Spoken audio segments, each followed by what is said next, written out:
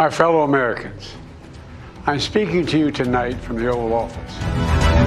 Prostate cancer ধরা পড়েছে যুক্তরাষ্ট্রের সাবেক প্রেসিডেন্ট জো বাইডেনের। ক্যান্সার ইতোমধ্যে তার হাড়ে ছড়িয়ে পড়েছে। বিবিসির প্রতিবেদনে বলা হয় 18 মে তার কার্যালয়ে এক বিবৃতিতে এই খবর জানিয়েছে। গত সপ্তাহে 82 বছর বয়সী বাইডেন প্রস্রাবজনিত উপসর্গ নিয়ে চিকিৎসকের কাছে যান। এরপর তার প্রোস্টেট ক্যান্সার শনাক্ত হয়। তার গ্লিসন স্কোর 10-এর মধ্যে নয়। যুক্তরাজ্যের বৃহত্তম ক্যান্সার গবেষণা ও তহবিল সংস্থা ক্যান্সার রিসার্চ ইউকের মতে এ ধরনের ক্যান্সার উচ্চ গ্রেড হিসেবে বিবেচিত হয়। এটা খুব দ্রুত ছড়িয়ে পড়তে পারে। গ্লিসন স্কোর প্রোস্টেট ক্যান্সারের একটি গুরুত্বপূর্ণ পরীক্ষার মাত্রা বোঝাতে ব্যবহৃত হয়। এই স্কোর ক্যান্সারের কোষের আকার, গঠন ও ছড়ানোর ধরন দেখে নির্ধারণ করা হয়। ক্যান্সার কতটা আক্রমণাত্মক বা তীব্র এবং কেমন চিকিৎসার প্রয়োজন হতে পারে তা এই স্কোর থেকে জানা যায়।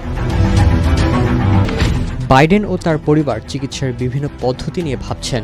সাবেক এই মার্কিন প্রেসিডেন্টের কার্যালয় জানিয়েছে এই ক্যান্সার হরমোন সংবেদনশীল। এর অর্থ হলো এটি সম্ভবত নিয়ন্ত্রণে রাখা যাবে। ক্যান্সার শনাক্তের খবর প্রকাশিত হওয়ার পর নিজ দল ডেমোক্রেটিক পার্টি ও ক্ষমতাসীন দল রিপাবলিকান পার্টির পক্ষ থেকে সমর্থন ও সহানুভূতি পাচ্ছেন বাইডেন।